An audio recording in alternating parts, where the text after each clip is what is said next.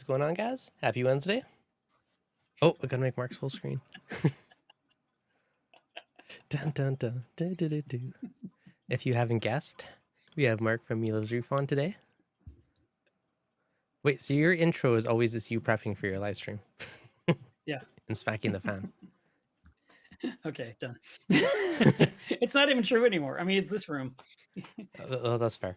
I should have made it full screen. That was my bad. How you doing? Good, good. Let me Excellent. turn off this YouTube channel so I'm not getting an echo of the two. Now I'm just hearing you. Now I'm on the right schedule. Perfect. Welcome. How's the reef tank these days? Or It's tanks, doing I should good. say. It's too full. I gave away about 40 or 50 frags on Saturday Nice. and barely put a dent in it. It's like so I'm just You gonna got to have give away to bigger frags. just gonna have to kind of like they just kind of went away. Yeah, fair enough. Do you feel bad if they just go away? I used to worry about every polyp, Mm-hmm. and now that I have 2 billion polyps, not so much.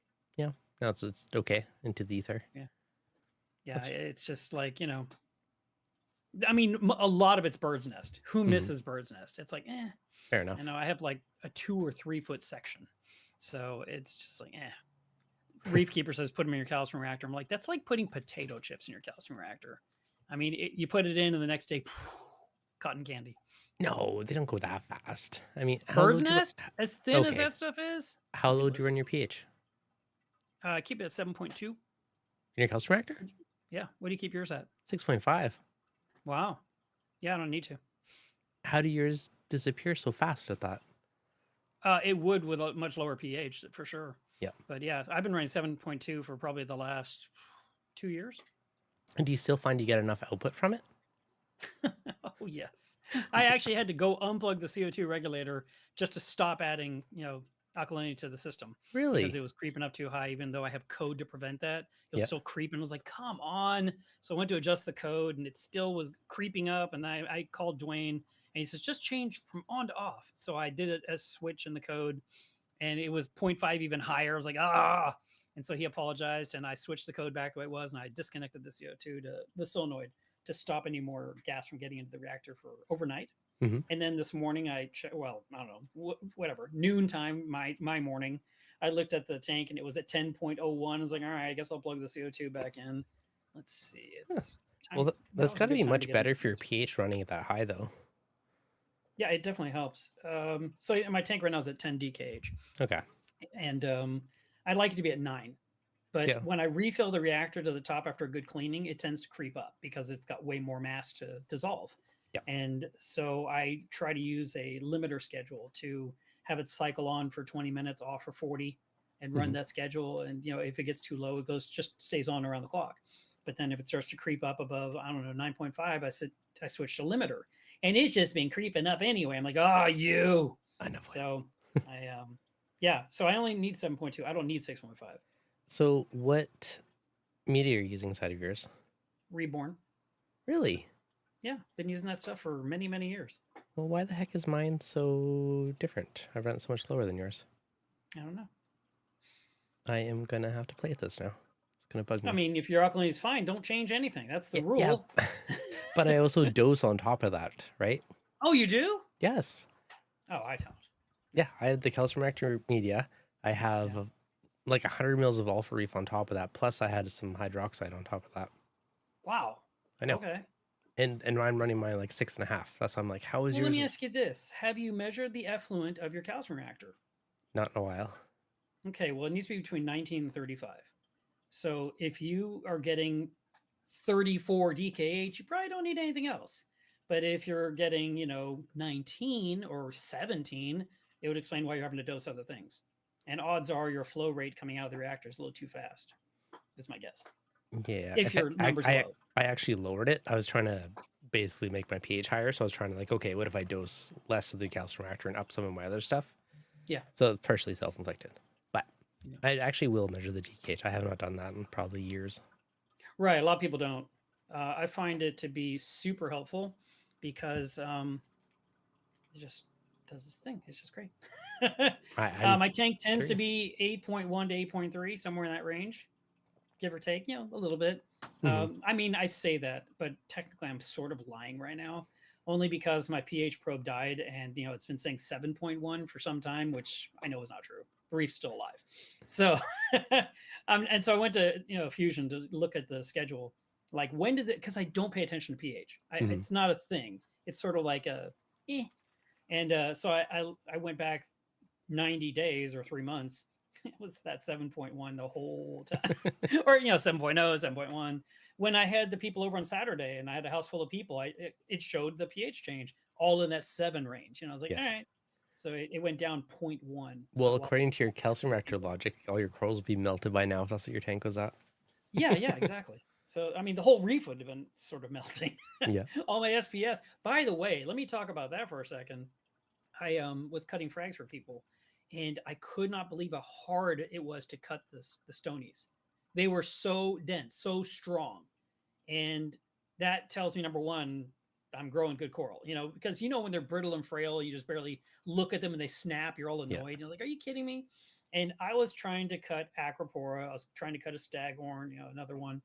And then I was, even the bird's nest was like cutting stone. I mean, it was like, it's like, wow. And then I went ahead and I tried to cut some Montipora, the plating stuff that usually just break off a potato chip. And I was like, eh. And I Yeah. couldn't break it. I'm like, that's weird. And I kind of did a little pressure. I was like, the whole coral's moving. I was like, all right. So I got the cutters. I'm like, crunch, crunch, crunch. And it didn't cut nicely, of course. It kind of broke, but it was telling me, I mean, without testing, it told me my strontium level is doing great. Oh yeah. No, definitely. That's awesome. If you have hard corals, you're keeping your strontium level where it needs to be. Now, do you dose that specifically or just byproduct, whatever Perdibio. you're dosing? No, I've been bidding Perdibio every 2 weeks for 15 years. Yep. And so I use Stronti Plus. And now that Perdibio's out of business, I'm just going to use it until I got none left. And then I guess I'll be buying a bottle of somebody else's Stronti. Uh-oh, you have And, to pick something new after that. I might have to do a Brightwell thing or the Reef Blueprint thing, or I don't know what, but it'll be a new thing. The sad thing is, Stronti Plus is so easy. You just break the vial, squirt it in. No math, no fuss. Once every 15 days, nothing to think about. It's just so easy. That's fair. And, Is that like the Protobiobine brand? It's the same brand, yeah. Okay.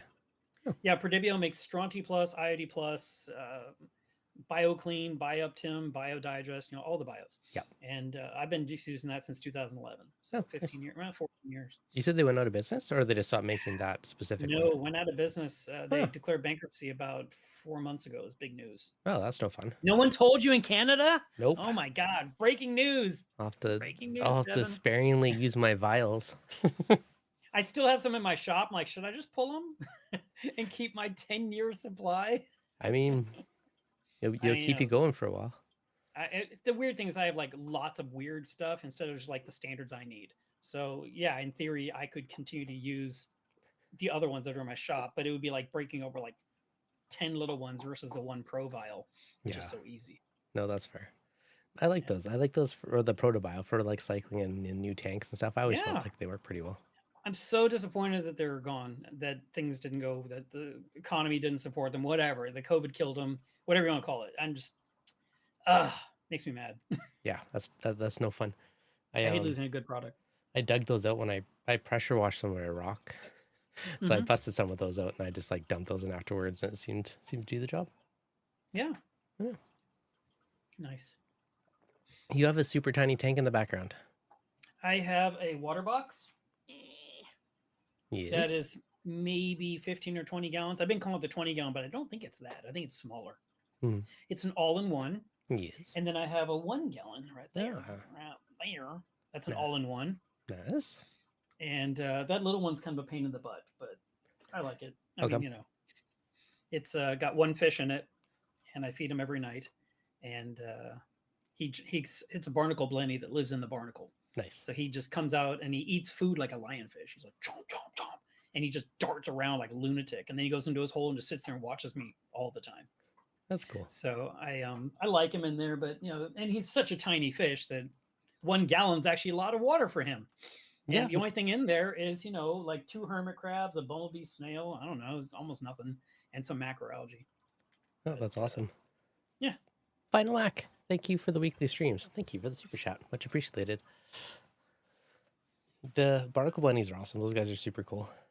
Yeah, and the one that I got, I'm super excited about that one because it was on the front cover of our magazine on Coral. Hmm. Trying to find the issue right now. It's one of these. Come on, there it is. So it's this one right here, Is that yours? and it basically is. Yeah. So when we worked on the story for the magazine, I was reading it. I was like, "This is so interesting. I'd like to get one." And they told me you can't publish this until we're ready to ship to the US. I said, okay. So we sat on the article for months. And then finally he says, okay, it's ready. We're shipping. You can get it. And, or you can use the article. So I told everyone on the team, we're doing the Barnacle Bunny story. We're going to have all these fantastic pictures. It's going to be awesome. And then we went to press. And basically it was like going out to the mailboxes. And it was right around that time I saw an ad from Biota on Facebook that said Barnacle Bunnies for sale. And they were the ones that came from Panama, from Till Deuce, the guy that wrote the story. Oh, that's And cool. so that was one of the first batch that's actually in the magazine. When you look at the picture and you see the handful of fish, one of those is mine, which is really cool. That's kind of fun, actually. Yeah, so here's another picture of that fish. Oh, that's cool. And let me show you the hand. It's really, I mean, come on, look how beautiful that fish is. I need one of these now. I like it. Not amazing, but he did point out in the story, he even told me, Mark, you got to add this to the story. These fish are brown and boring until they're happy. Then they get colorful. Huh, So if you, buy, he says, I'm worried people are going to read the story, want to buy this fish and hate it. I was like, no, we'll just tell them once the fish is happy, you get a pretty looking fish. So here are a couple in a hand. There's some eggs right here. There's the hand. There's some more. There's a little tray full. And down here, right there, a handful. Oh, that's cool. So one of those is yours? Yeah, one of those is mine. I mean, they're so beautiful. That's pretty cool. Yeah. So I actually got one from Biota. I think I paid like $135, $145 to get this tiny fish because of shipping. Yep. And it arrived, and I didn't know where I was going to put it at first. And I had gotten this little 1-gallon tank, and I was like, I think I know where I'm going to keep my tiny fish. Nice. Because I just thought it would disappear anywhere else. I have a little 14 or 20 gallon, whatever it is, the Hello Reef tank at my office. Yeah. And just like a clownfish and tons of random little inverts in there. I've been trying to think of what to add for another tiny fish, so barnacle bunny could be cool. That could be nice. I'm actually I have a little post-it here. I talked to Frank at Frank's Tanks. I want to order, and I told him I want these. He hasn't done anything, but I told him I want chalk basslettes. Oh, those are cool. Put in Caitlin's Reef. Yeah, they're kind of pretty, and apparently they're open swimmers. They're gonna dither. Mm-hmm. And I was like, yeah, I'd like to have something like that in her tank, because right now I have a Randall goby that stays on the sand, is hidden most of the time, lives with a pistol shrimp. And then I have this lemon peel that kind of hangs out in the rock, comes out for a minute, goes back to the back. It's like, so I need something that's out in the open that's active. Yep. No, that'd be a good one. I haven't seen those for sale in a while, actually, at least not locally. This tank behind me has 3 clownfish in it and a Royal Grama. You never see the Royal Grama, but the 3 clowns, they're always out, which is great. So that's a nice activity. And I will mention that if you are not cleaning your glass on your aquarium regularly, you're cheating yourself out of some joy. Because the minute I go and I really just go attack all my tanks and make all the glass clean on everything's so pretty and it's all popping. And it's like, God, look how pretty it is. And, then of course I just did all that work on all these tanks. So now it's like, ugh. And then it gets smoky, filmy, greeny. And I'm like, and I'm erasing it, but it's not really good enough. But like this tank, I cleaned everything before the Saturday event. And so the background's clean and shiny. So it's like popping. Mm-hmm. And it just looks really, really crisp and pretty. And every time I look in there, I see all the rock anemones. It's really nice. Oh, that's pretty. So, it's a nice little office tank. Yeah, I like it. How often do you actually clean the black glass compared to the rest? Like the rest I always do. The black is like a special occasion thing. About once a month. Yeah, that's not bad. Yeah, I think if I wait much long, well, I can tell you what happens if I don't. If I don't clean the glass on the tank, the walls, of course, get that green sheen. Mm-hmm. And then the whole tank kind of looks green. I mean, it's just visually a weird drab green. And when you clean the glass really good, all of a sudden the water's nice and pretty. You're like, oh, look how pretty. Everything's the right color. And if you clean that background's green too. And while your glass, any part of your tank is green, the lights are reflecting off of that and they're giving you more of the green look.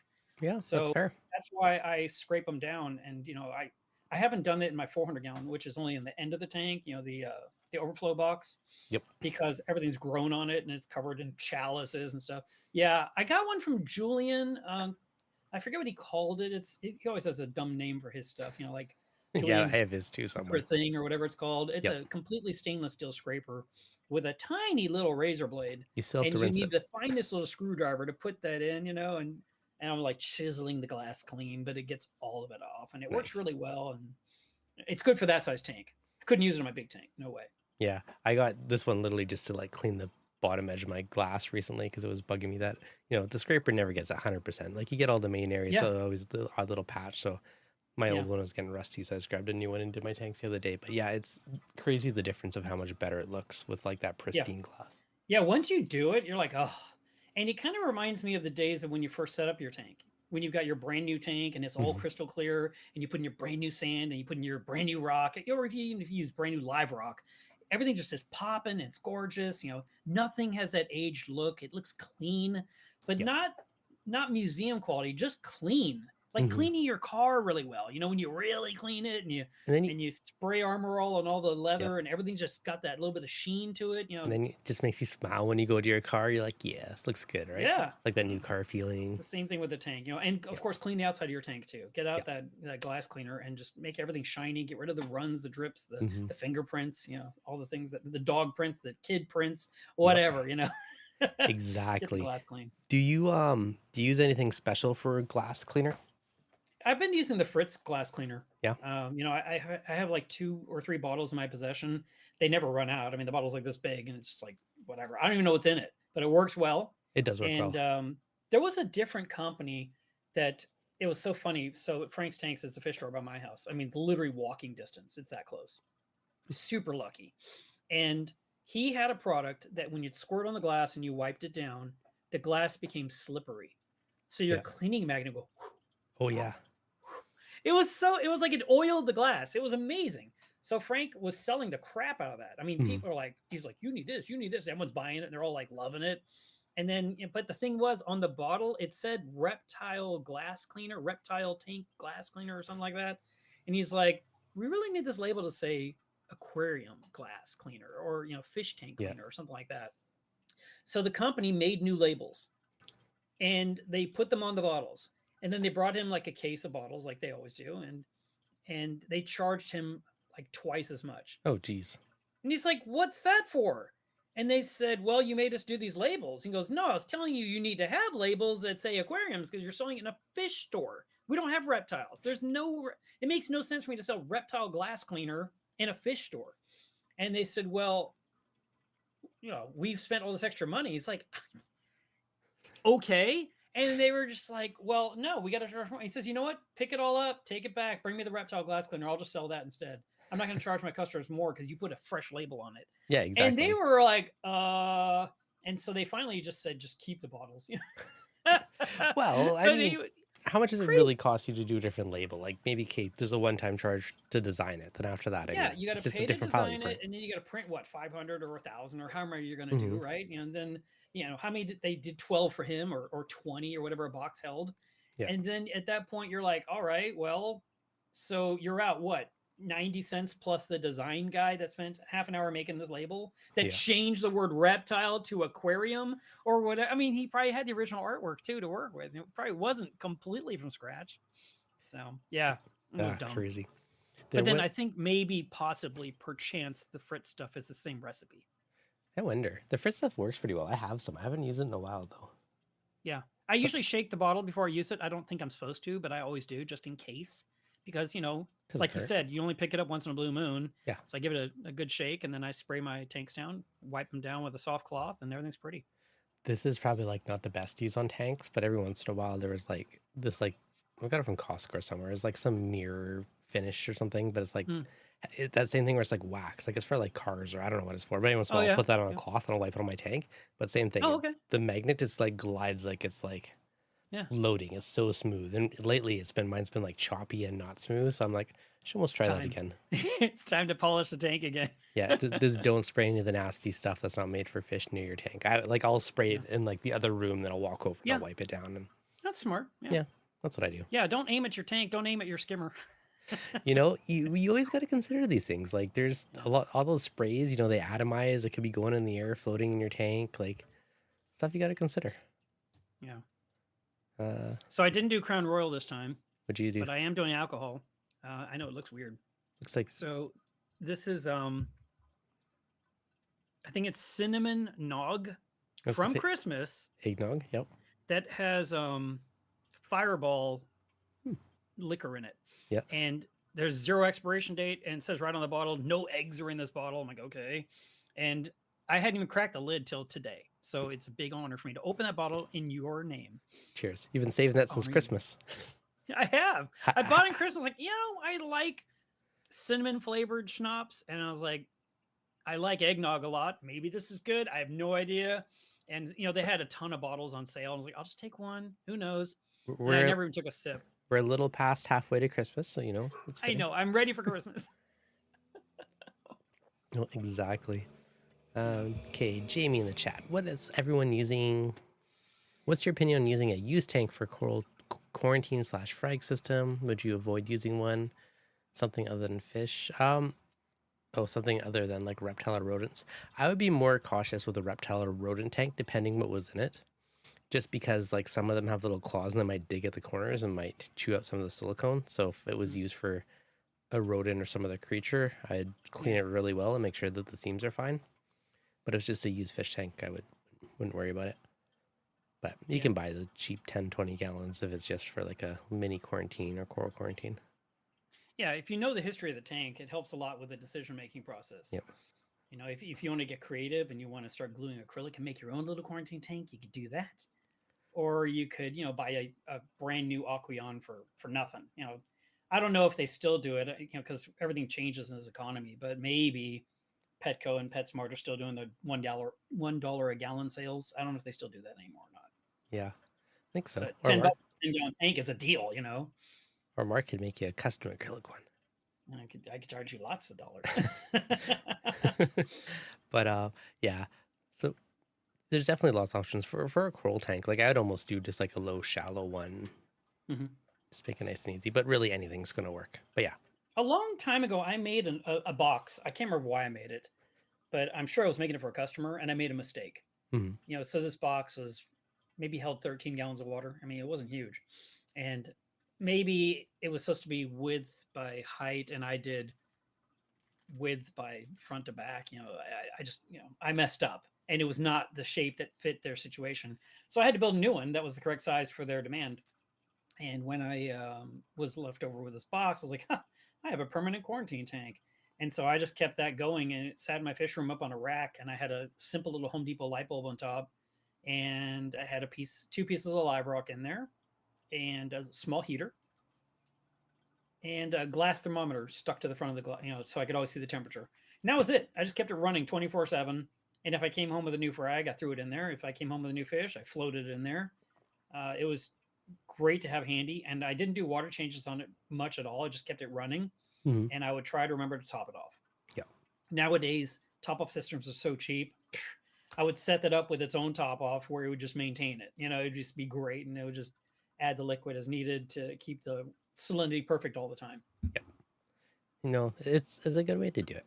I wish I had more space to just like have stuff randomly running all the time. Like if you can, that's a great way to do it.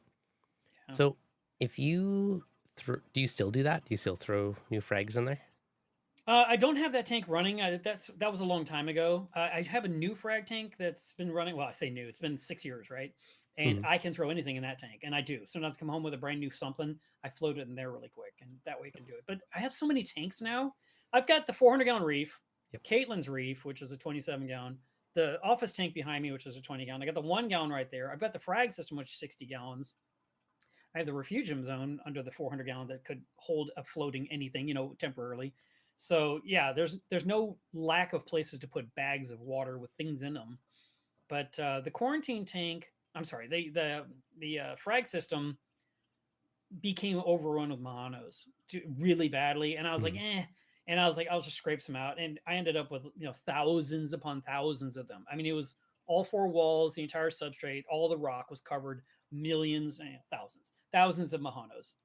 So I finally decided the only cure is going to be to bleach the system, to just drain it completely, scrape all the walls, throw away the substrate, put all the rock in bleach water, and I killed all the Mahanos. They're gone. Then I restarted the tank and I used Fritz Zyme to get it going, and I put in some live rock enhance, and the tank went through some crazy phytoplankton bloom, and the ugly stage is continuing right now. It's been going for a few months, Yeah. and I've grown this really dark algae that was covering the bottom of the glass, the acrylic, the back wall, the rock. Everything was dark. The whole tank looked dark. It looked like you're looking into a black tank. And I was like, what is this? And so, before everyone was coming over, I said, let me clean the tank, do a water change.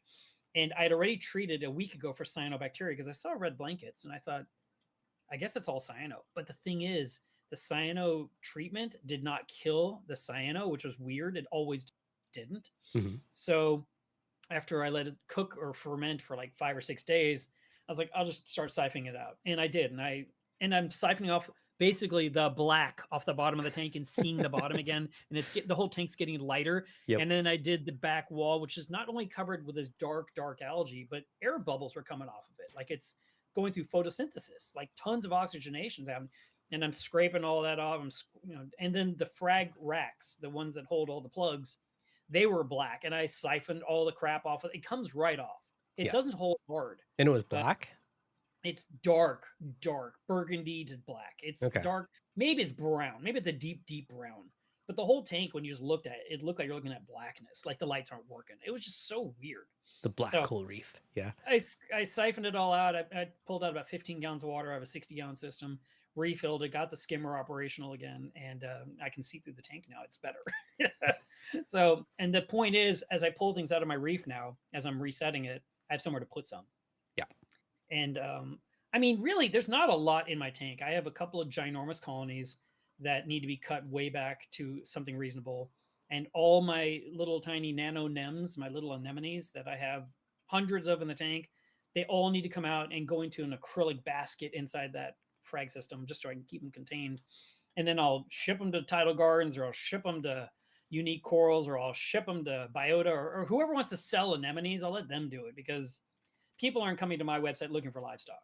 Yep. So there's no reason for me to, suddenly start selling anemones online and trying to pack orders and deal with FedEx deliveries not happening and not showing up, or getting too hot because of the summer, or all the things that go wrong. It's like, it's not my business. My business is dry goods.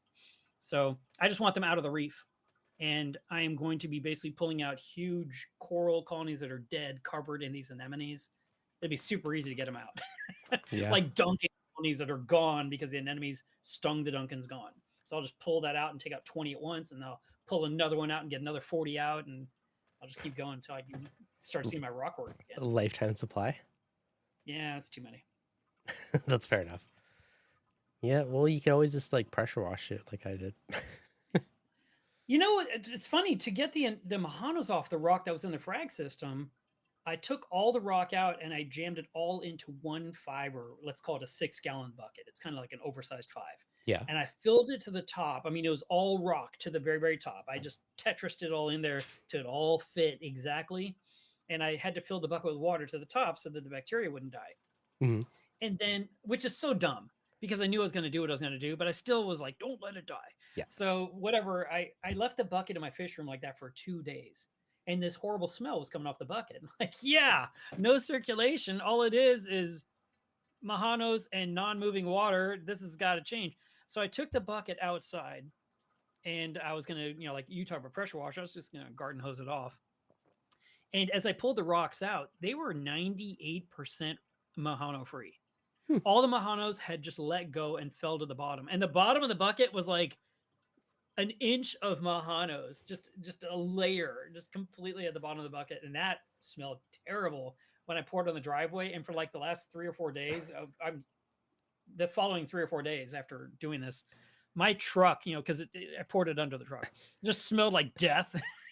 Just like, whew, that was a lot of Mahanos. So a similar thing also works on Aptasia. So I learned, because I had a bunch of Aptasia in a 5-gallon bucket I was using for Bergia. And same thing, like I left a little too long without flow, and then a bunch died off. And I think that's what kind of took out one of my Bergia cultures. And Yeah, because I remember you had your great video of them eating them. yeah, and I still have, some going, but I lost a chunk of them and I think it was from I was pulling Aptasia out of this bucket that I neglected to put a pump in for too long, and they just got all funky because the bucket started getting pretty rank, and then some of them starting to melt away. I was like, ooh. So Are you only using Apex or are you using Hydros on anything? just Apex. Okay. How about you? I have mixtures. Like this room has a Hydros behind me. Caitlin's Reef is a Hydros. The 400 gallon and the frag system are both on the Apex. So I'm trying both. I'm operating both controllers, not trying. And it's the benefit of a controller, of any controller, is that if you turn off a pump, the controller can turn it back on automatically, so you don't have to remember to do it. That is key. But what you were doing, was probably a specialty moment, so that's why it happened. No, they were just in a bucket. I Yeah, had two buckets. One had a pump and the other didn't. Right, exactly. Yeah. My own doing. So I was thinking. Yeah. But yeah, so that's a good thing. No, I had I was running dual controllers for a while. Like I have a GHL and I have an Apex and I have a Hydros, but I'm just using the Apex right now. Mm-hmm. The Hydros doesn't like my Wi-Fi for some reason. Tell me, yeah, I know.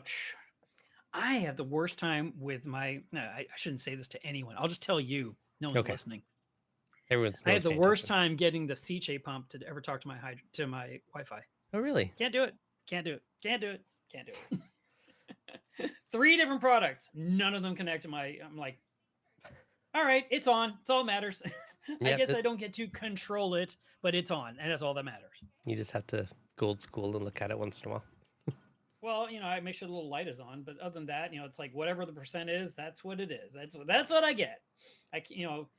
I've tried fighting everything, and it's like I don't get it. I don't understand what the problem is, but I mean, the Hydros. I'll tell you this about the Hydros. You talked about it didn't like your Wi-Fi. Yep. Were you trying to connect it with your phone? Probably. Okay, let me tell you this. I can't do it with my phone. I Really? don't know why. But if I do it on my iPad, works every time.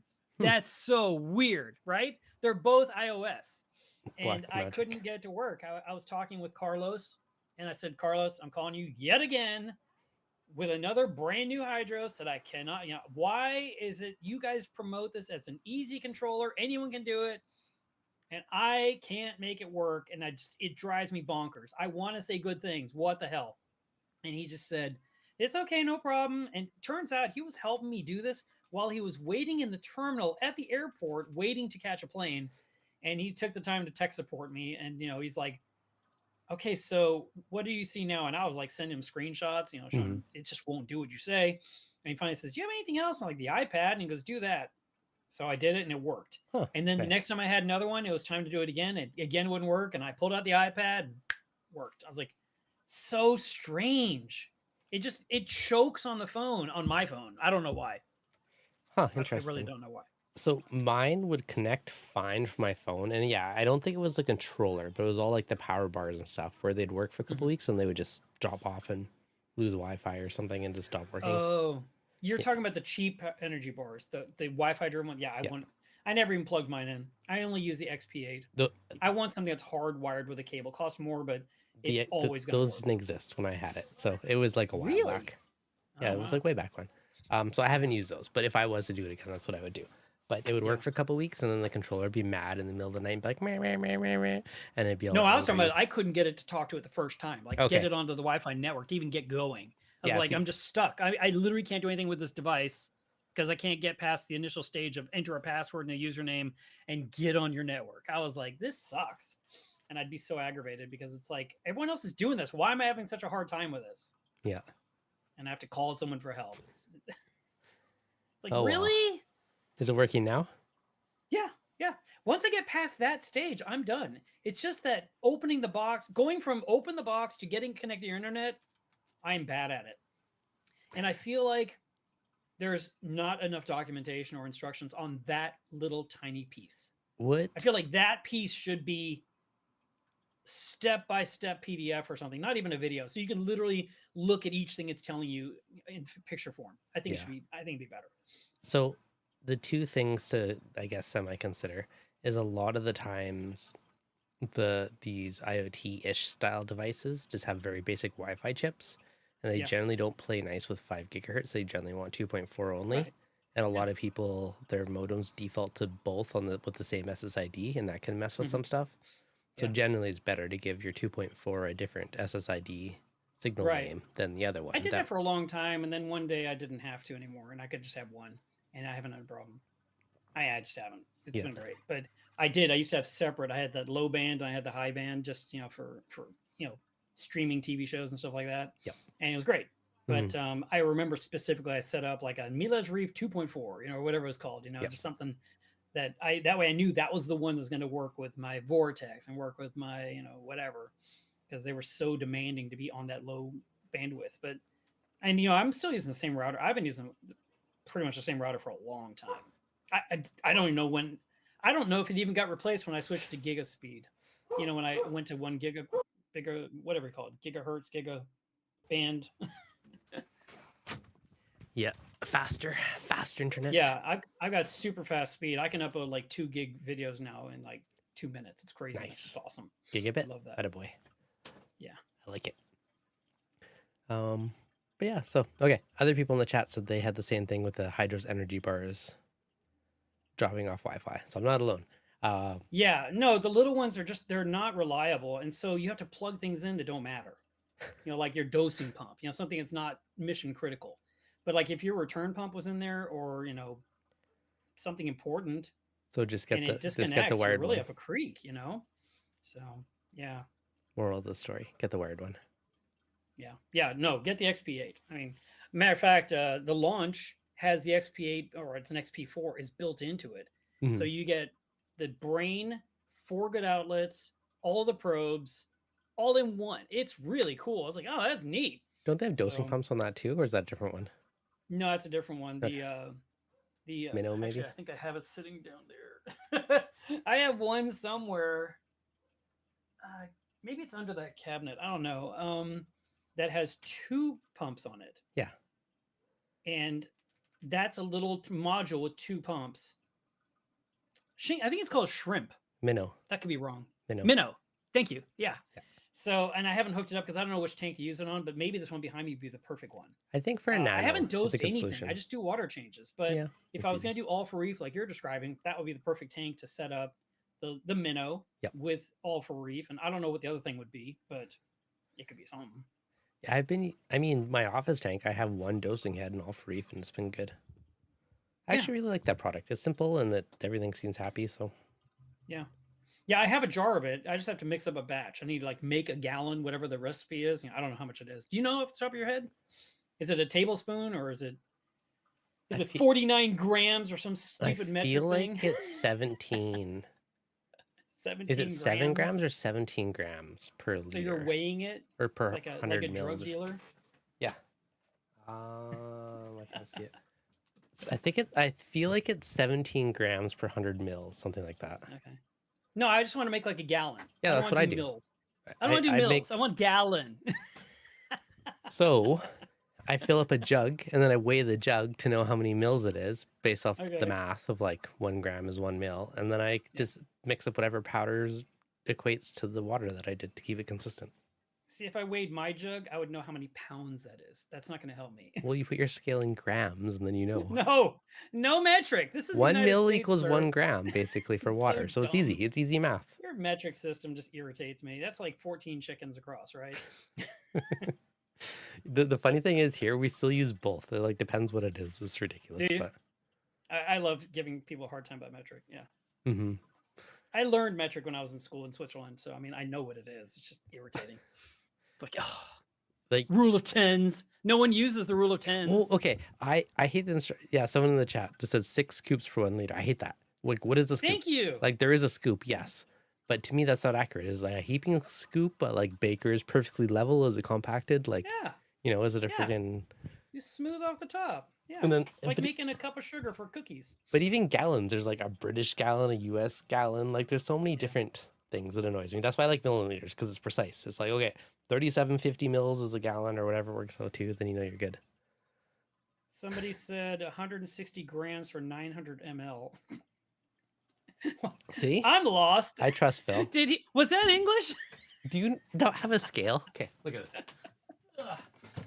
I do have a scale to ship packages. Here's your two-part thing. One, scale, put on and weigh it, and then a magnetic mixer to mix it for you, and then you're good. If I was, snorting cocaine, I'd want to weigh my drugs, but I don't do drugs. So, it's like, I'm fine with 1/8 of a teaspoon. To me, it drives me nuts. I'm like, give me a number, let me know, because then you're consistent, right? Yeah. Does it matter? Who knows? Like if Well, I make magnesium pronto, and it's 1 tablespoon per 12 ounces of water, I think. I wrote it on the lid, so I don't have to memorize that's it. how I I do just look at the for lid. Reef. That's where my information is. So I just saved it there forever. So like yours, if it's 17 grams or whatever, if you write it on the lid of the jug, you'll know for the rest of your life. You never have to look at the label again. Yeah. So, but my point is that I know it's 10 tablespoons goes in that container of liquid, and it's 1 tablespoon per 12 milliliters, and I mix up this container. It's not even a gallon. It's 120 ounces because that's all that jug can hold. I can't fill it all the way to the full gallon. So I make my batch, I stick it to a dosing pump, it puts in 90 milliliters a day until the jug's empty, and then I refill the jug. There you go. Okay. My math is right because I just checked Phil's. Phil said 160 grams per 900 mils. So 160 divided by 9 is 17.7. Yeah. So 17.7. Nice. 17.7 grams. It's not even a round number. 17.77 per 100 mils. So wow. You just weigh it and then you times it by that and then you're good. Yeah. Yeah. For math. And I do use ml for the dosing pump because that's what the pump uses. Well, that's why it's just true. easier, I do use a fraction of metric in my life, but I try to avoid it as much possible. It just pains you, doesn't it? It's rough. It's rough out there. It does. It actually hurts. Hurts my soul. That's why I drink so heavy. Because you got to do metric once in a while. Yes. You just don't understand. So if you're doing tiny things like, okay, we're totally off topic, but if you're making something out of acrylic, are you like, this is 32 and 1/32 of an inch? Or you're like, oh, this is like 1242 millimeters. Like, what do you use? No, I never do the millimeters. It's so stupid. Like, for example, people are like, I have a huge aquarium. It's like, 10,000 liters, which is what, like 80 gallons? And they'll say it's 1,440 millimeters. Like, you're measuring in millimeters? That's like me saying it's 80,000/16 of an inch. It's like, why wouldn't you tell me it's 1.4 meters? That's the metric system. I was doing Rule some of tens. construction stuff one time with an Australian guy. And same thing. He's like, oh, yeah, it's like 14,000 and blah, blah, blah millimeters. I was like, man, I use that for tiny stuff, not giant stuff. Yes, exactly. And when they're telling me the whole thing is, it's 20,000 millimeters by 400 millimeters by 800 millimeters, like 400 millimeters is 40 centimeters, right? Why don't you just say centimeters? Okay, millimeters to centimeters. I don't use centimeters, but it makes sense because it's like 10 to 1. So it's like easy math. Yeah. We're like inches and stuff. You're like, inches, feet. But like the whole like miniature measurements, fractions. As a kid, there's 5,280 feet in a mile, and I'm fine with that number. Yep. But I use gallons for fish tanks. What we use for numbers here, and I'm fine with it. Yeah, I love it. It makes us special. I use tape measures with inches and stuff when I'm building stuff, so it's fine. Yeah. Use it but all. When I build things out of acrylic, I'm not measuring millimeters. Unfortunately, I do have to code certain things on the CNC, but it's thousandths of an inch. Yeah. It's literally like 0.016 less of an inch, that I'm trying to do when I'm trying to just like how far the plunger goes down with the bit, because I don't want to perforate the paper and actually cut the table beneath. And so I'm literally using fractions of an inch. And no, I'm not using millimeters or pieces of millimeters or negative millimeters. I'm not doing any of that. All right. Just checking. Yeah. Okay. And usually my stuff's pretty accurate to the dimensions that I'm building. I build all my pieces with a overhang of 1/8 of an inch off the edges, and then I route off that 1/8 of an inch. But because the material itself is not truly 1/4 inch, the project usually is a little tiny bit smaller. So like if I want something to be 12 inches by 8 inches, for example, and I glue it, it will be 12 inches because that part is to the, at the 1/8 of an inch, I trimmed it off. That's right. But the parts that glued in between, instead of it being 8 inches wide, it might be 7 inches and I don't know, 14 of 16ths, or Yep. 7/8 of an inch wide. It's a little less wide, just a smidge, because the material is not true 1/4 inch thick.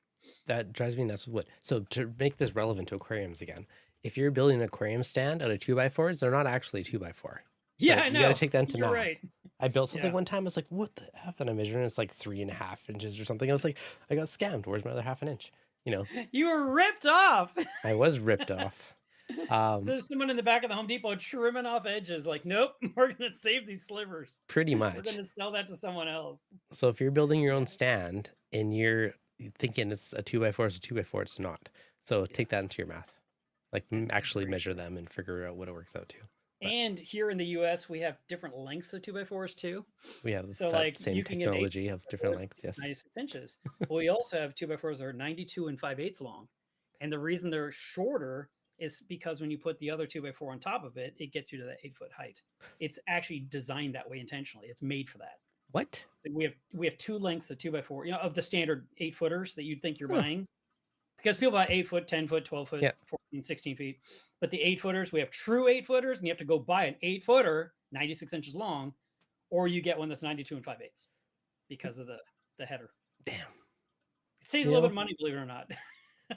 Instead of having to cut off an inch and a half off the top to fit that 2x4 horizontally. Like it makes sense if you're building, but like, Yeah. but say that, like, tell me it's a this and not a 8-footer, and then you get home and it's a non-8-footer. When you account it, and you're like, So this is I don't think you know this story, but when they built my new building in the backyard, they again, this is a big secret, so it's just between you and me. No one's listening. yeah, top secret. They made a mistake and they made it too tall. I didn't know. I mean, we turned in city code and we said, we need, this is what we're building. It's gonna be this long, this wide, this tall, and turned it all in. The company said, we swear by it. This is what we're doing. And the city's like, okay, you can build the building. So they built it, and then I wanted to put 2x4s in the inside so I could hang sheetrock. Mhm. And I went to go buy 2x4s, and I came home with a stack. I was going to do one wall, just get started. And I took the first 2x4 to the wall, and it wasn't long enough. And I was like, I'm looking up like, that's not possible. How So far I off? measured the 2x4. Like, it's an 8-footer. I'm like, well, how tall is this wall? So I got the tape measure out, and it was a 9-foot wall. Bonus. The building wasn't a foot taller than it was supposed to be. Bonus. So I can't buy 9-foot 2x4s. So I had to buy 10-foot 2x4s and cut a foot off every single board. That's a fair And this trade was for the during extra foot of COVID? headroom, Well, yeah, I mean, that's a huge perk. It actually makes the building feel huge inside, which is awesome. Everyone comes over like, man, this place is amazing. And it's like, yeah, because it's not that I mean, this room is your 8-foot ceiling. This is Mhm. short. But I had to cut off a foot of all the 2x4s. And during COVID, when this happened, every 2x4 was $6.60 instead of $2. Yep. And I'm having to buy these top dollar 2x4s and cut a foot off to throw away or to throw in the fire pit because I had there was nothing I could do mathematically to not have waste. And I had to cut off the top of, I don't know, Got to buy the 18-footers. Just cut them in half. 2x4s. I had all these 1-foot pieces. I wish I could Lego block them together into something, but that was a bummer because it cost me a lot more in lumber to do what I had to do inside because the building wasn't what it was supposed to. It wasn't built to spec. It was a mistake. And I called the company and said, look, if the city ever comes knocking, you're going to come fix this problem. You're going to come lower the building a foot. I don't know how you're going to do it because that would be a nightmare, but I'm Just circular saw and just cut off a foot. This is not my fault. I did everything I'm supposed to do with the city. I don't want to hear it. Oh, crazy. Well, hopefully they're not watching this. Hopefully none of them are reefers. Or they're reefers and they like you. Well, it doesn't matter. I mean, I put them on notice. So, I mean, if something's wrong, that building company has to fix it. And then all my sheetrock and all my tube and all that, they had to fix all that because, but hopefully the city's like, forget it. One of the other things is that, I mean, it's not great that it's a little too tall. It's not the end of the world. I'm in the middle of a neighborhood, but based on the height of your building in our city code, you have to be this many feet from the fence and this many feet from this property line. And when they told me where I had, like, for example, let's say I have to be 7 feet from the property line, I went 9 feet. And when they said you got to be 8 feet, I went 11 feet. So technically, if my building is actually like a physical foot taller, I'm probably still within the constraints of being far enough away from the fence, from the property edges to not be in trouble. But, the one person that's affected by my building would be my neighbor behind me, because they're seeing the back of my building above the fence. Yep. But I made it a point not to cut down the bushes back there, so there's some foliage to hide it. You know, a little bit of a camouflage. Good So, strategy. Good strategy. yeah. They're probably more worried about your dead Mahano scent than the building. Yeah. Well, that's in the front of the house, so that's okay. Depends which way the wind's blowing. Yeah. Crazy. There's someone on your chat that's used their name first, last. I don't think that's their legal name, but if they can post a picture of their driver's license, I'd love to see that. First name field first, last name field last. You know, it works. They said their stand is made of 50mm box steel. That is some thick steel. You know, in all honesty, steel stands are great because you can get away with no center braces, which when you're working on a tank, you come to appreciate not having bars in the way and stands. Yeah, mine's made of 1/4-inch steel, and I don't know how many millimeters that is, but it's 1/4 inch, and it's 14 years old, and it's still holding my tank up. So I'm very pleased with that one. Do you still you have your walkway on yours, right? Do you still use that? I do, yeah. I love my walkboard. My walkboard is the best. It's the best part of the tank. Yeah. Besides the nice glass and the pretty corals, but being able to stand on that thing and work in the tank, I love it. Makes and I remember when I have a really short video on my channel. It's like 90 seconds or something. It's super short. And there was people like, stupid. All you need is a step ladder. What a waste of time. And I'm like, dude, once you're on this thing, you will never go back to a step ladder ever in your life. And you're not moving Because I'm it walking 20 the times. 7-foot length of my tank on the walkboard. I don't have to sit there and move over the ladder 1 foot and move it over another foot and move it over another foot to work in the tank. Oh, it's so much easier not to have to go back and forth like that. No, it's awesome. I love it. And my walkboard fits on the front or the back.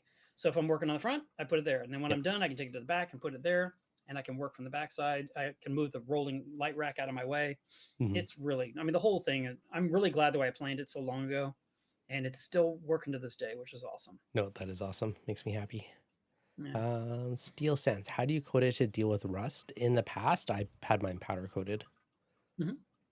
Same. There is like trim clads and paints and stuff. They're not as good as powder coating it, but it's better than nothing. Mine was powder coated. And I had a couple of spots over the last few years where a little bit of rust appeared, and I would take a sanding sponge and I kind of hit that area, wiped it clean, and I brushed on some oil-based paint just to reseal it, just to, prevent more rusting. Yeah. But it's not like deep rust, like the side of a ship that's rotting away. It's like GFO. It's just like a little bit of dust, that's happening, and you can just feel the particulates on the rails. Like, let me just go ahead and patch that. No, makes it nice and easy. It's just preventative, right? Yeah.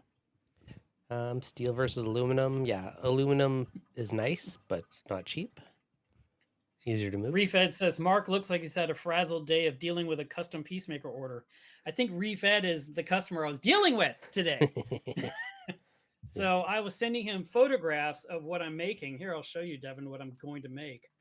This is going to be a future. Let's see if it'll work. Let's see. It's too bright. Hang on. Let me see if I can lower it down. Okay. Let me try killing the brightness. Free GFO, to sand it into your tank. That's what I'm making. What is it? Yeah, and it look crazy. What is it? So he wants a peacemaker box to put in the tank, and he wants it to be along the front. Yep. And I was like, okay. And so we had come up with a system where it was going to sit on 2 Euro braces. Okay. And somehow magically hold, or maybe a cleaning magnet would keep it locked into place. And then as we were talking, I showed it to him. I was making it for the left corner, which of course he wanted on the right corner. So I flipped the graph and said, all right. And I had all the math figured out on it. And then he said, well, okay, I want on the right side. I'm like, okay. And I said to him, you have to move the gyro pump. And he didn't like that at all. He was like, well, I want the box in the front. And, of course, he draws me a sketch, which is fine. I'm fine with sketches. But the sketch is like a ski little box in the front with this big, long cross brace. And I'm like, mathematically, that box is way bigger than what you doodled. So I went ahead and I actually, put the thing in a drawing for him and said, and he had a picture of the tape measure from above. And I said, that box is going to go 12.5 inches into your tank. So you're going to move the dryer anyway. And he didn't like that either. He says, well, can you do something different with the box? I'm like, I can do this really weird T-bar shape looking thing. So it's That's why actually it's going to like that. be two tabs on the front sitting on the aero brace. Hmm. Then there's the box, and then there's a tab that goes all the way to the back and sits on the back where it's basically a rimless aquarium. Yep. Has no aero brace. So that's why I'm making this really goofy. So it's a huge piece of 3/8 acrylic for the top Yep. because it's got to be strong enough to hold the weight. But yeah, that's the first piece I've ever made that looks like that. Yeah, That is that's cool. I understand it now. Yeah. So Nice. this is where the fish will go right there. Yep. And yeah, the gyre's gonna have to figure out a way to blow water around that giant anchor hanging down in the tank. How big is But that? I mean, the reason he wants the box where it is because he doesn't want to hit the frags and the corals. You know, things Makes are growing. sense. He needs to be in the front. Yep. And I understand that part. But somehow it's tricky to connect a box to the front of a tank, depending on how the tank's been built, especially where you still have access to the top to get in. Because like you could take the box and you could lower it into the tank and then put it against the front glass and use a couple of cleaning magnets to hold it in place. Mm-hmm. But now you can't access the top because the aero brace is covering the lid. Can't lift the lid to do things. Yeah, you kind of need to have like the two corners over those edges. You need to move it back a little bit. And if you were to like pull the box off when it's time to take the fish out, what's going to happen? Those cleaning magnets are going to like separate and drop and hit the bottom of the box and freak out the fish. And now you got a fish going bonkers in the box. So this has to be something that's stable and trustworthy, and you can reach in with your net and carefully take your fish out. Or in this case, maybe you lift the box up and tilt it sideways and pour the fish into the reef when it's time. But yeah, that's gonna be a first for that. That's a goofy looking project that I got to build. Sounds like fun. Yeah, we were back and forth with lots of texts trying to figure that out today, and I guess that's because otherwise, how would he know anyone about a peacemaker today, unless he's got a webcam in my garage I'm not aware of. do. Spying. He's on my network. He is. He's watching you build, learning your acrylic skills. Yeah. 80/20. That stuff's fun. Distance we're talking about in the chat. I use that for my light bars, and I've never used it. It's I've never bought a single stick. How much does it cost? It's not cheap in Canada. It's probably free in the US, but it's super handy. It's probably free in the US. I love that. Oh my god, that's hilarious. Everything's cheaper, so much cheaper there. We get bugger and everything. We got tariffs now. I'm sure it's 12 times the price it used to be. It's probably 12 times more here.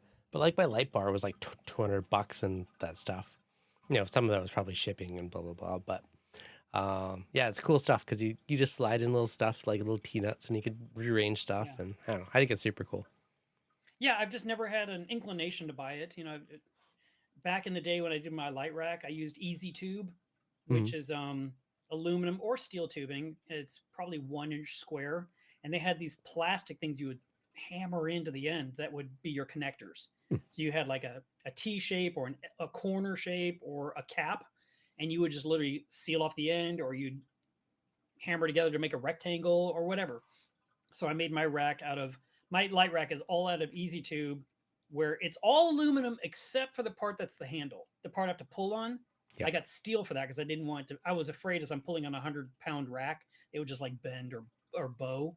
So I got a steel rail front and back to move the rack. And then they made a mistake.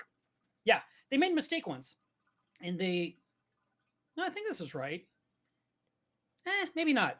But I had some extra Easy Tube laying around, and so when it was time to do my electrical power station by my reef tank, I was looking at that Easy Tube going, I think I could make another standing rectangle cube thing and put my my American DJ power strips and put my Apex on there and my Vortex drivers. And I built that thing again, 2011, and I'm still using it. It's 2025. You know? Going strong. Yeah. I mean, there's nothing's going to wear it out. It's just sitting there, just holding wires together. So, but yeah, if I was going to do something with 80/20, I would probably, is there a black 80/20 or do you always have to buy that aluminum silver? No, it's black. Like all my floating light bars have always been black 80/20. Oh yeah. So I would get black because I like that look. Yep. I agree. Okay, question in the chat from Jamie. Or no, who else? Somebody was asking about your Neptune skies and how do you like them? Do you miss your highlights? Love them. How are they holding up? Love them. They're so awesome. I have zero regrets. Zero. To the do they point still sell where them? when I don't, because they don't, Neptune stopped selling them. Yeah, that's what I meant. So when I heard the rumors, I guess it was last year. I feel like it was last year. I heard the rumors they were going to stop carrying them. I was really upset. I was like, "Are you kidding me? This is such a great light." And I was basically told by somebody that they sell 12 radions for every sky. I'm like, because all you promote is radions. That's all you see are ads for radions. You never see an ad for sky. So anyway, when I heard the rumors that it was going, bye bye, I scoured the U.S. for more sky, and I bought 3 more, brand new from fish stores, Just that backups. I stuck in my back room. So if mine were to break one day, I can just put a new one up on there, and then hopefully I can take the one that broke and send it to a buddy that can desolder and fix whatever's ruined and repair it, and I'll put that in my back room as another backup. You'll just have this So rolling I'm sky hopefully inventory. covered for. Yeah, I'd like to keep it going as long as I really like this light a lot. Nice. So I want to go with it as long as I humanly can. If I Nice. can get 10 more years out of skies, that'd be fantastic. But No, that's awesome. mine are coming up on 4 or 5 years old, probably 5 years old at this point. I played just with love one 'em. for like a week. That wasn't even mine. Someone local bought one, just let me borrow it Mhm. before they installed it on their tank. But so I have limited experience, so good to know. Well, the look over my tank was unbelievable. Mhm. And I really love the ability to change the color on a dime. And I know Yeah. you can do it with the LED light. Okay, I already know that. So that's not a sales pitch. That's just me saying I love something. But the look of the tank, there's very little shimmer, Mhm. which I know some people love shimmer, like from metal halides. We're used to that. And once that's gone, you miss it. And there's a little tiny bit of shimmer, not enough for me, but whatever. Mhm. But the lighting is even where you don't see the blue red on the sand bed. Yep. And I used to see it with other lights where it was like a disco effect, and I hated that look. Yep. And I put the skies in my tank, and I looked at my sand bed, and I was like, whoa. I looked at all my corals, and then as we changed the spectrums, I went 12K, 15K, 18, 20K, whatever colors I went, the tank just got better and better looking. I was like, wow. And when you'd stare up at them, when you'd look at the light, I kept telling people they look like skylights, like Yep. the square on your ceiling, And they're like, Mark, it's called the sky. I'm like, I know, but it looks like a skylight to me, except in certain conditions where you're using like a bunch of different LEDs. And at that point, you can kind of see like the weird circles Yep. that are happening. But the way the light shines through, however it's built, it's amazing how it all, Terrence would say it homogenizes. He kept saying that, which You like I that only word? know that from milk. I mean, milk is homogenized, right? But it definitely looks incredible in my tank, so I'm very happy with it. Yeah. No, that's awesome. So solid pitch, even though you can't get them anymore. Yeah. But no, that's good though. I'm glad they're going strong. Yeah. They were super light and easy to mount too, which I like. Which Yeah, is they're nice. 5 pounds each. Mm-hmm. And they have that meanwhile chart power supply. I mean, each of my lights uses something like 200 to 220 watts, depending how much I'm pulling. And, usually it's less because I run my lights from 60 to 80%. So, and, my metal halides are 400 each. And I had 3 of them. I had 1,200 watts. And now I've got at the most 660 happening. So I cut my power consumption in half, switching to the radions, to the skies. Nice.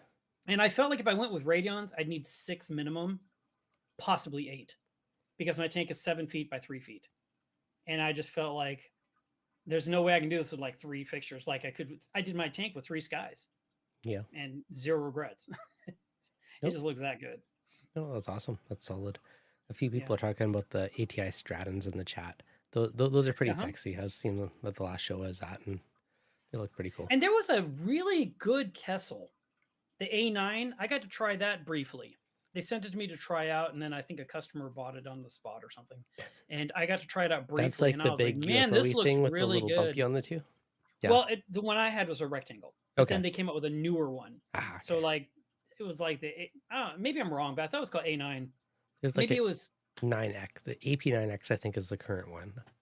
Yeah, so maybe mine was a 9, and back then, and then the 9X came out, which is more like a spaceship.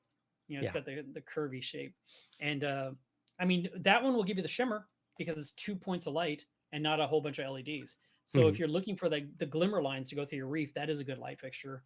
And I did like the look. I mean, it looked very much like a metal halide, which I liked a lot. So do you like more the glimmer line look, or do you like more just muted? I like the glimmer. I do like seeing that ripple, just like when you're in a swimming pool on a sunny day and you see the ripples go across the bottom of the pool. It's really pretty. Hmm. And you see the same thing if you happen to go to like the ocean where the water's really crystal clear and you can see the white sand and you see the lines going across and you're just like, wow, I can it's see it like in a your swimming nano in the pool, you background. know? Yeah. What Yeah. light's Yeah. on your nano? This is the AI Prime. And then that little tiny one uses some little LED light that came from Pacific Northwest. It's just something he offers in this all-in-one kit. Okay. It's called the small-in-one. That little tank is a 1-gallon aquarium, and it's made of glass, which is great because I can clean it with a razor blade. Yep. And not worry about scratching acrylic like I would with anything else. Is that? Would you have a giant acrylic tank? I've tried to avoid that at all costs. Now, Okay. my frag system is an acrylic tank, and like I said, it's 6 years old, maybe 7 years old, something like that. It's really old, and the inside of the acrylic is all ruined. It literally is. If you were to look at it closely and stare at the material, Hmm. you would say it looks like orange peel. That Yeah. texture, and that orange peel is opaqued the acrylic to where you can't see through it clearly. But if you're just growing frags and you can look from above to see how they look, that's fine. But for now, it's just not great. And I really had planned to just rip the tank out and put a new one, just build a new one because I was Googling, I was watching YouTube videos about how to polish acrylic because I only work with new acrylic. That's all I ever use. I never repair acrylic. Yeah. And I was going to research what to buy and I was going to polish it and I was going to do a video about polishing acrylic. I watched one from Tidal Gardens where Than worked on it for hours and hours to get his. I watched Jake Adams polishing one in hours and hours and hours. And he goes, I spent 15 hours on this cube. And it's like, I would never spend 15 hours on a tank ever again in my life.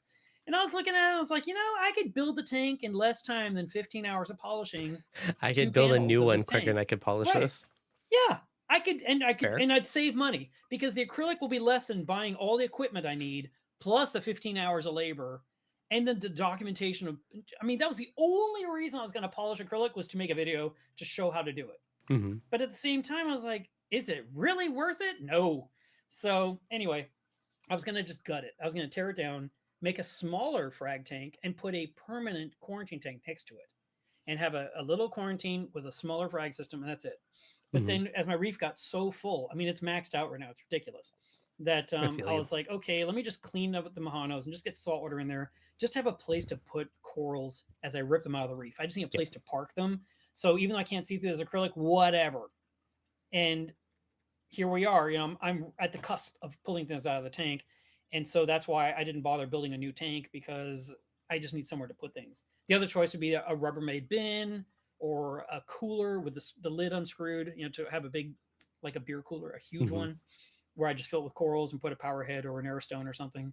And then I have to figure out where to put all these corals. So it's like, I just want to move forward with my life and get the tank back to something pretty. I've been threatening my tank like every week for like months now that I'm going to start hacking in there because it's so overgrown and add some fresh stuff. But my buddy who's been supposed to be sitting at my old tank is taking his sweet time. So I'm like, I need somewhere to put all this stuff when I start hacking it up. So I feel you. This is kind of what my reef looks like. That's not accurate. Actually, this is what my reef looks like.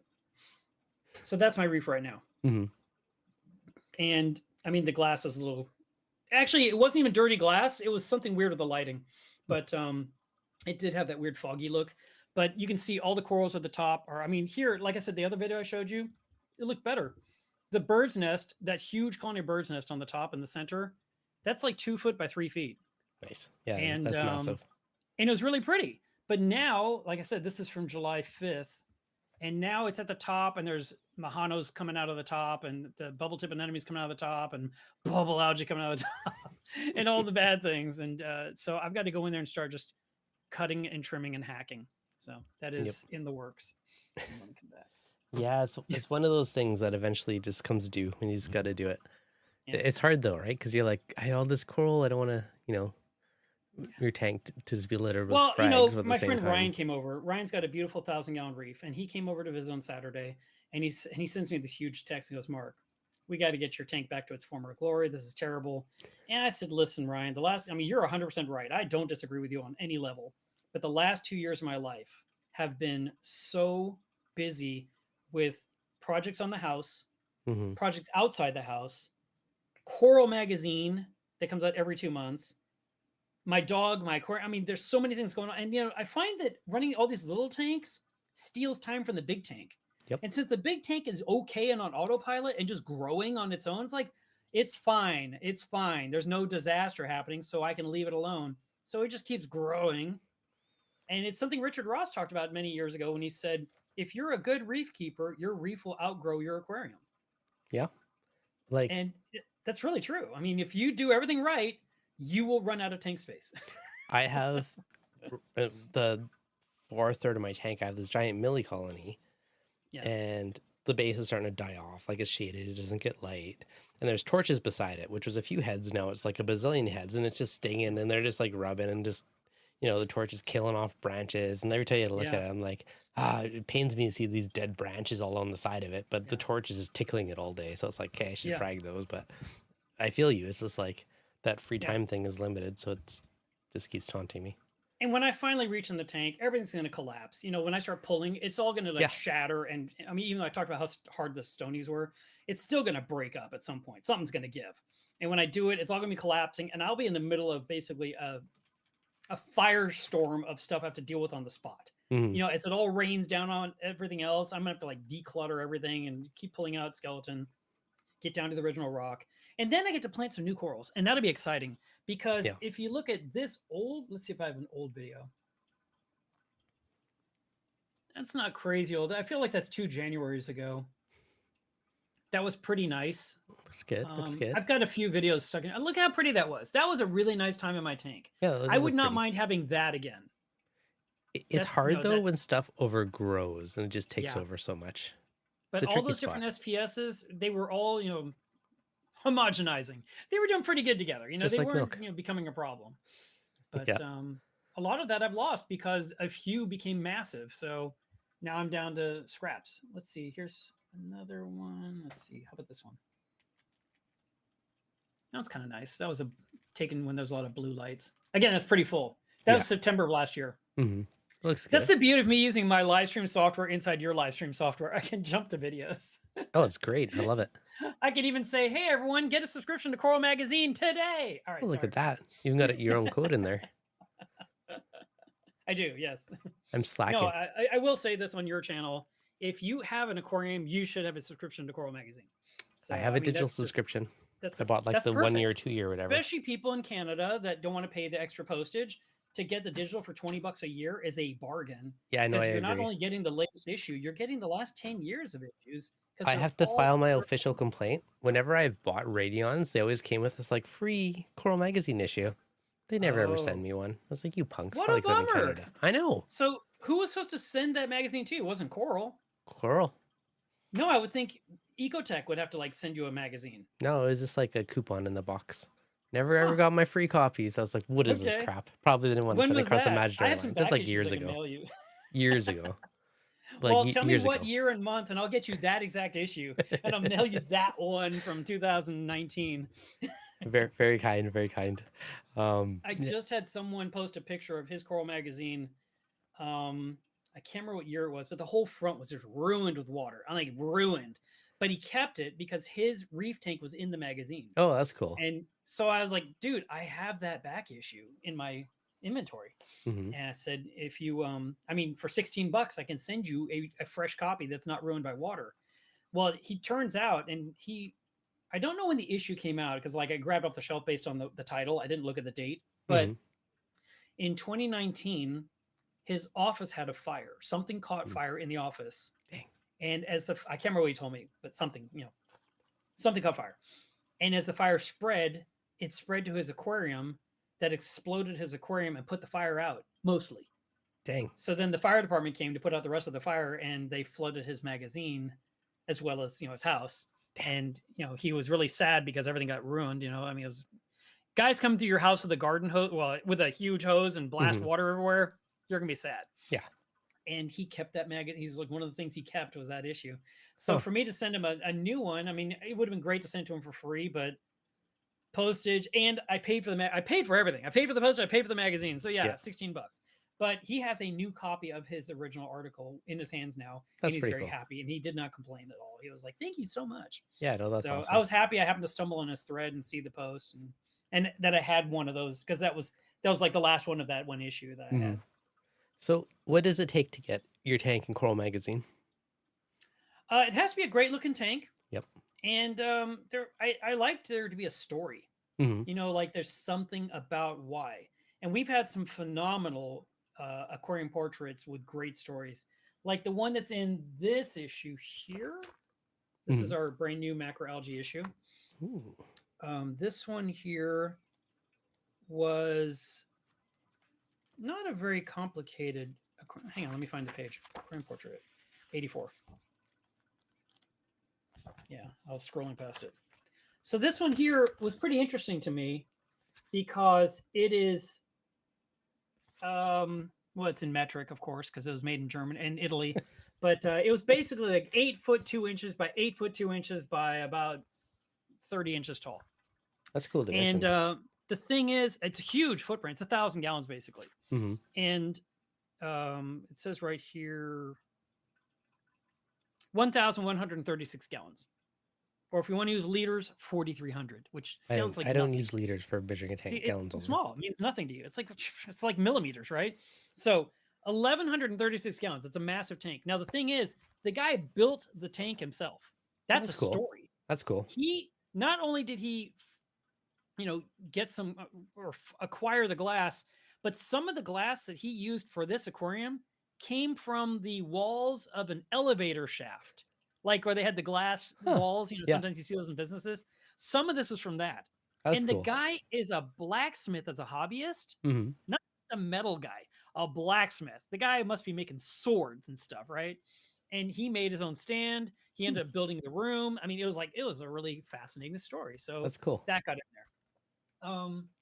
There are other people that just want like a super long tank, like 10 feet long, because they want to have tanks that have a lot of swimming space. That's another good one. Hmm. A lot of our tanks that we share in Coral come from the German Corale, which is a German issue of Coral magazine. And because we have a license agreement with them. So you'll see European tanks oftentimes because we've paid for it. You paid for the content, you're going to use the content if it's good content. Yeah. But if I see a tank I like, I'll reach out to the person and say, I'd like to feature you in Coral, Hmm. like I did with Joseph. What's his last name? The guy in Florida that he calls his reef the sunlit reef, and he has those solo tubes in the roof. Yep. And I knew him from his posts, and I was like, I really want to feature your tank in Coral because it's all being lit with sunlight. You don't use any lights. And in the article, he says, I might try out some LEDs for at nighttime when people come over for dinner. But he's like, for now, by the time the sun sets, the tank is dark. And I was like, that's crazy. And I was like, I love that. That's a good story. I think it would be cool to have like the solo tubes or whatever lighting your tank, but then have some, like blue LEDs hiding inside of the tube so they just shine down through there. Like completely hidden, but you could add a bit of pop to it / at night. Or to have those come on at night, to give you some extra light, for more hours into the evening. Yeah. So yeah, it's first of all, the person has to have a story. I think that's important. The second thing that they need to have is they need to have really good pictures. And because we're printing them. And so we need big, huge photographs. We can't just use something that was the worst thing is like when anyone submits anything for an article for us, we say we need pictures of like your mangroves, for example, right? You're like, I took all these pictures of my mangroves. Like, great, send me your originals. And they don't. They go find pictures they put on Facebook because that's convenient, which has been already compressed and shrunk down. And they save it. And it's a little tiny file with a huge file name. That's how I read it from Facebook. And I'm like, nope, can't print it. It's about this big on paper. Yep. I need your original giant enormous picture in your phone. And I have to teach more people to do this. So they go into their phone, they find a picture, like here's a picture of a rose. And then I tell them, I need you to do this. Take your picture and push upward and tell me what that number is down there. And this one here says 3,024 by 4,032. That's pixels. Because when you're printing 300 dots per inch. So if you take a 3,000 pixel picture and 3,000 pixels wide, that's 10 inches of ink, 10 inches of paper. And the magazine's 11 inches or it's 8.5 by 11. So I'm going to virtually get a page. And sometimes in our magazine, we will have a beautiful 2-page spread of one coral, like this one here. And we need a humongous picture to do that. Yeah. You can't do that. You could get 1 page or a half page or a quarter page, depending on the size of the photograph. It has to be giant pictures to pull this off. And so I have to constantly tell people that's not the right one. I need the original. I need you to literally look in your phone and find me that picture you took. And I did the same thing. It's funny, like breeders, these breeders are, writing these articles. We bred this amazing fish. Mhm. And then they send me these tiny little horrible pictures. Like, look, I know there's more pictures on your phone. Yep. And, I tell them, I said, listen, you're breeding these things. They're bringing joy into your heart. And I know you look down in there one day. It's like, oh my God, that is the cutest thing ever. Let me take a picture. I want that picture. Find Yep. me that one in your camera roll. And they're like, okay. And they go scroll back 10,000 pictures to find, a good one. Because, as a breeder, your tanks tend to be dirty. They tend to be covered in algae. But there might be this one great top down, for example, when you're glancing down, you're like, I've never seen this fish do this before. And you whip out your phone and you take a picture. That's the photo I want to share with the story, because that's what makes this the story more interesting or enticing, or I just I want every article to give you something to excite you. Yep. If at all possible. Not everything is exciting, but no, but it's kind of fun when you find those little nuggets of joy or different or uniqueness or cool stuff, right? And Coral Magazine's been around for 22 years, and here I am, still trying to find new content that's never been discussed before, and that's hard to do. Yeah, no, I agree with you. I cut you off. Sorry about that. No, it's okay. Anthony, thank you for the super chat. Much appreciated.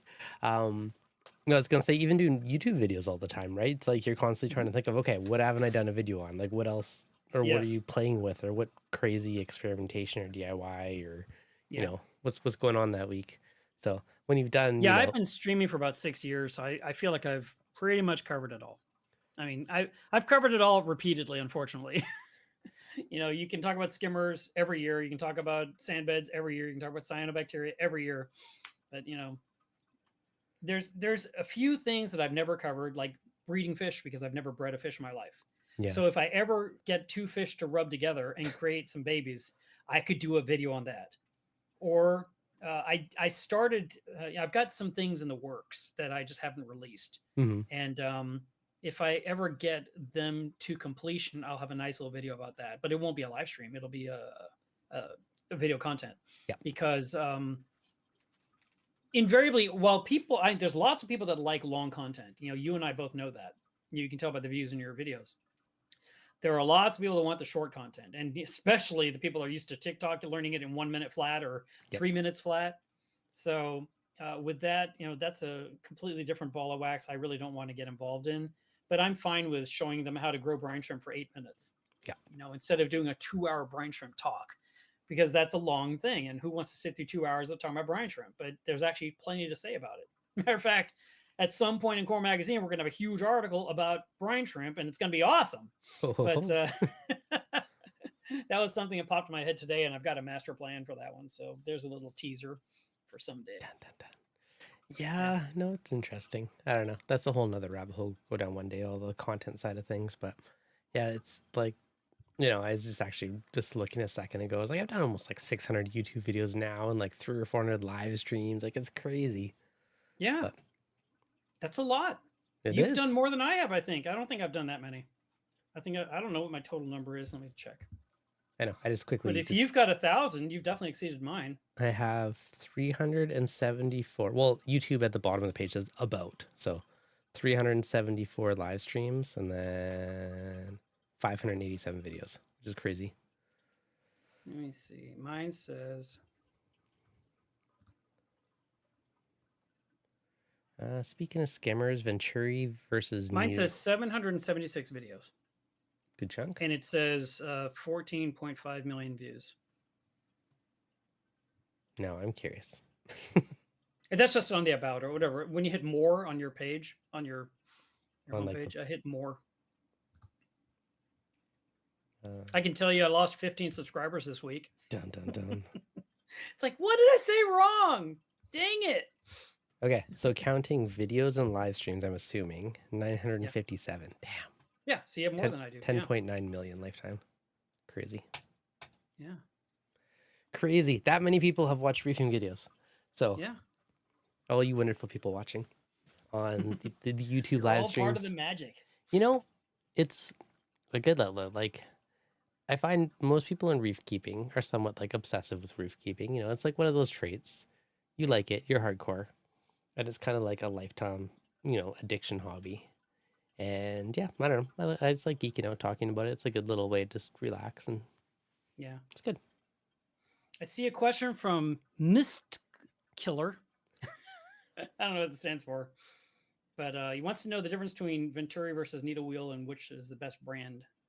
Not considering cost. Wow. So the best brand, period. That's hard.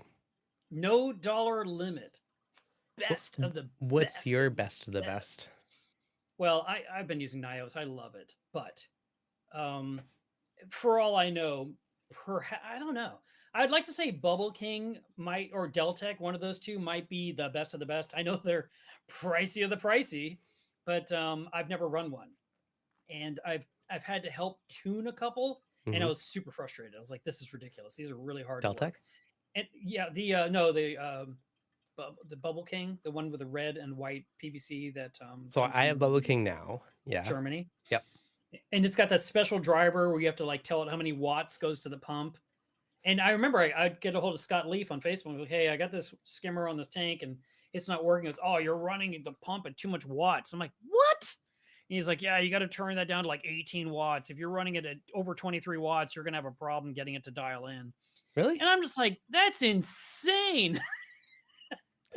Because for Crazy. me, I want the pump to just run and I want the Venturi to be as much air as it can suck in, Mm-hmm. and I want the right depth, and that's it. I can dial in pretty much any skimmer, but the red that one I was talking about with the Red Dragon pump, that one's hard. That one's hard even for me, and I've touched a lot of skimmers in my life. So I have the Mini 200 and then a Mini 160. Mm-hmm. And I pretty much just went for them because they're quiet. Mm-hmm. Yeah, that's why I That's like my Nios. only You don't hear it. justification. Is this one of the quietest skimmers I've ever owned? So they definitely do live up to that standard. Yeah. But yeah, like I guess you can overdrive with the pump, and dialing it down probably does make it easier. That's fair. He I was just wish. saying something about it just won't work right if you're at the wrong speed, and I was like, that is remarkable. I mean, Well, then of why all have the that things speed in we your hear, controller? I just like, why would you even give us a strong pump if you're gonna? I mean, when would you ramp it up? Oh, the clams are spawning. Turn it to 24 watts. I don't know. Is the number on it the watts? I think it's showing the amount on the driver. I Like thought it was you a tell it what percentage. you Maybe want. it is the watts. I think it's wattage. Interesting. But you can talk with Scott Leaf. He's on Facebook. Leif. He was the one that's been answering those questions for the longest time. I will turn it He down a bit is for or fun to see. was their rep for the longest time. Yeah. And did tech support. And it's a really difficult skimmer. But the Deltec, theirs were really crazy pricey. But when you looked at one, it looked like R2D2. It was this big, huge, wide body skimmer with all these pumps on the side of it, like 6 pumps, 8 pumps. And you're like, oh, I kind of wish I had a 2,000 gallon system to put that thing on because it looks so awesome. But it was like $6,000 or something insane. Now back to his question, needle wheel versus Venturi.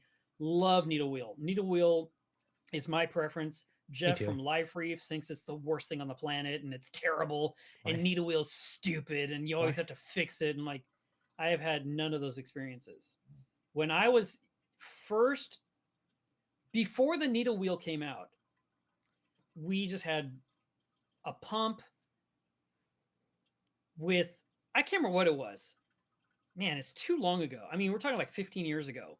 Maybe it was needle wheel, but it wasn't working right. Mm-hmm. And so we would cut the needles off and we would get a mesh pad and make it in a circle and zip tie the mesh pad on because the mesh pad did better foam than the needles did or the impeller you got with the pump. And the problem was it was DIY. And every 3 months you had to fix the pump because the zip tie would break. And you're constantly having to futz with it. And I hated that. I just wanted something I could plug in, turn on, and it do its job, and I clean it once a year. That's what I wanted. Mm-hmm. And so when Euroreef came out with a Eheim pump with their needle wheel impeller, I was quick to buy it and to buy extra impellers to keep on the shelf, which I still have in my drawers. I have extra needle wheels saved, even though I don't even run that skimmer anymore, but I bought them a long time ago and never needed them, but I had them as backups because you never know. So needle wheel skimmers are I feel are far superior and more economical, and especially any skimmer that has a DC pump versus an AC pump, you're going to save money on electricity. That's my one complaint with the Royal Exclusive. They're like speedy dragon, like it's AC. I wish it was DC. Is it? The Wow. 160 has a DC pump. The 200 Okay. has an AC pump. I did not know that. I know. It depends on the model. But I wish it was Yeah. DC. Like the pump ever dies, I'm gonna try and retrofit something else inside of it just because Yeah. their impellers and pumps cost a fortune. So I'll probably just Yeah. like All the DC pumps have saved a lot of hobbyist money. mhm. Whether they're aware of it, they're just buying a pump. They may not even know that, there ever was an AC version. Yep. But, from the days of the mag pump that we all bought that would not only use all your power, but would heat your water nonstop to where you had to buy a chiller to cool your tank because your mag pumps are heating up the tank. Yep. Uh, now we have, these, and then Eheim came up with their pumps that were just bulletproof. I mean, they just lasted forever and they Mhm. didn't add heat to the water. You're like, oh yeah, I want to use Eheim. And so you're like, German made, I'm happy. Yep. But yeah, so if you can find a skimmer that's got needle wheel and has DC power, low voltage / wattage, that's the way to go. And you can dial it in, you can adjust it. So if your skimmer is overflowing, you could literally turn down the pump. Besides adjusting the flow knob, you could literally have less flow through the pump, I guess, to Mhm. also bring the foam down a little lower in the body. Yep. In theory. Okay, it's another question in the chat. He's saying, "Are you going to test the Aquaforce skimmer and do a video?" I actually filmed an intro and I played with it a bit, but they also told me like as a prototype and they're changing some stuff on it to like tweak it and make it better. So I haven't fully done a video on it yet. So I don't know. They might have to send you the new one. Maybe. I'm actually holding out in case I do. But Yeah. so I've filmed an intro, I've played, Yeah. I've dabbled, but I haven't fully done one yet just because I'm kind of waiting to see like the final revision and what they changed before I fully do my video on it. So yes, probably in the works eventually. Nice. Sometimes I like film intros to videos and then I like play with products for like a month or two and then I'll film the second half of the video. I do that a lot too. So sometimes I have these like partial ones in the works just because Devin does really good product reviews. Gotta play. I've always liked your videos. Appreciate it. Thank you. Yeah. Better than mine. Enough of that. I'll just put your video on my channel. Like here. Okay, that's fine. What was I gonna say? Oh, skimmer wise, if I wanted, I know you said price is an option, but as like a reasonable price, not stupid amount skimmer, if I was to buy another one, I would probably look at the Reef Octopus Elite or the max spec one. Supposed to be pretty solid. I was close between the max spec and the Red Dragon when I was buying a new skimmer, Royal Exclusive, and I only went with Royal Exclusive because it was quieter. But apparently the max specs is super quiet and pretty close too. So I haven't personally used one, but this from people I was talking to, that was where I was at. So for a reasonable, not ridiculous, those are the ones that I would be looking at if I buy another one in the future. Reef Keeper says that Reef Octopus is amazing. I have used Reef Octopus. I found it was okay. The fish store by me loves them.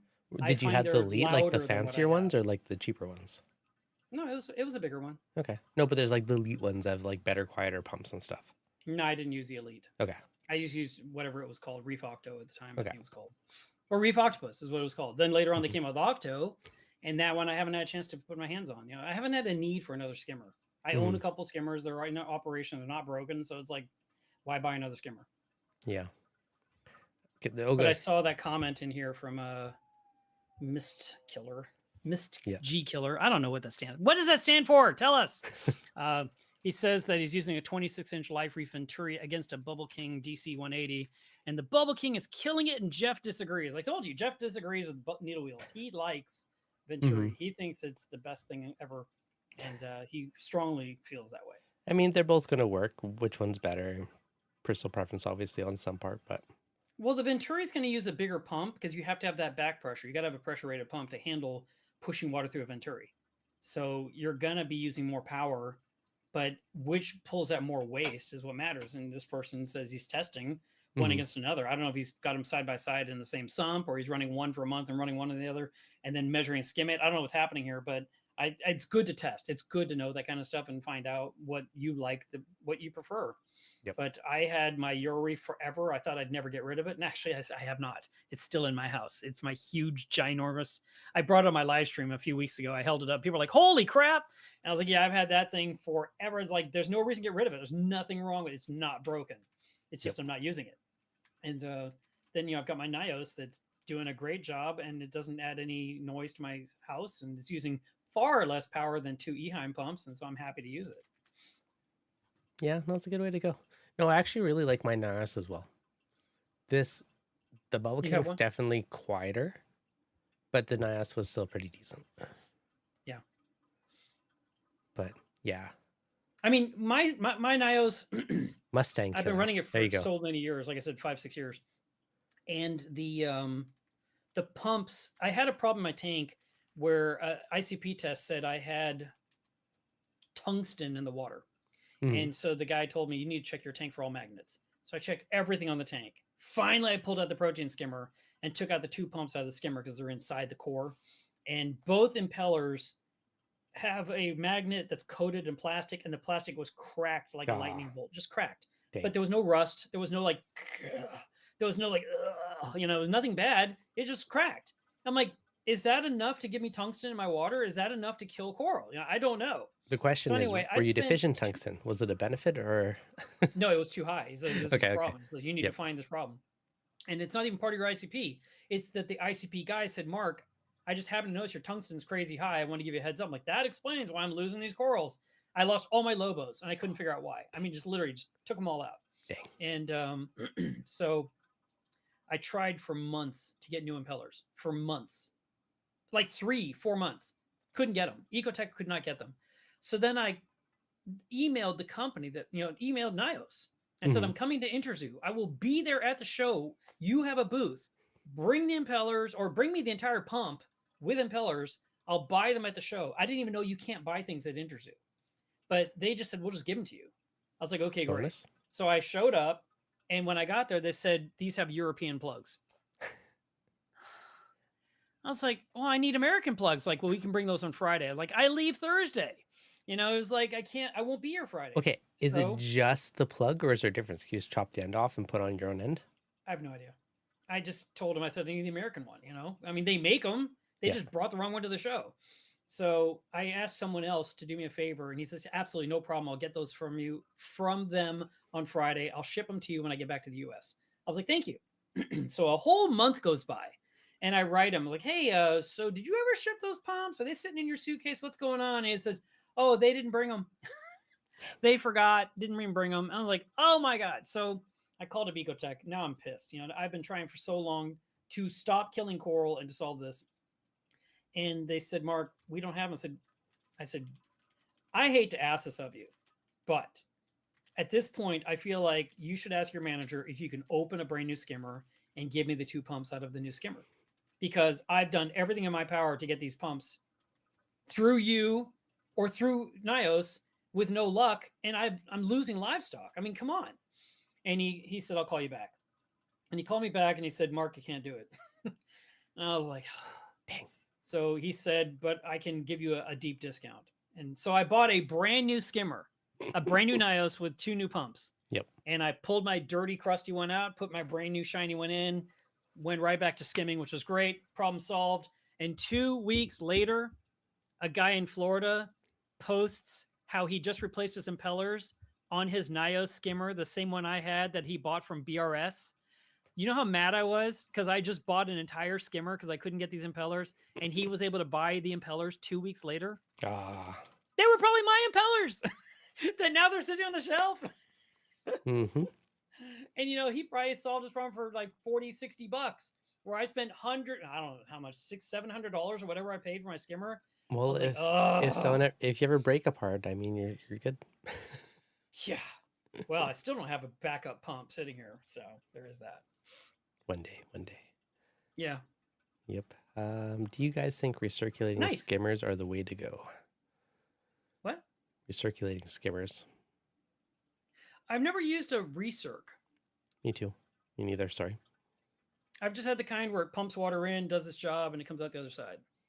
You need a bigger sump and more space for those. So that's true. I tend to be more in the compact skimmer camp due to too much stuff in my sumps.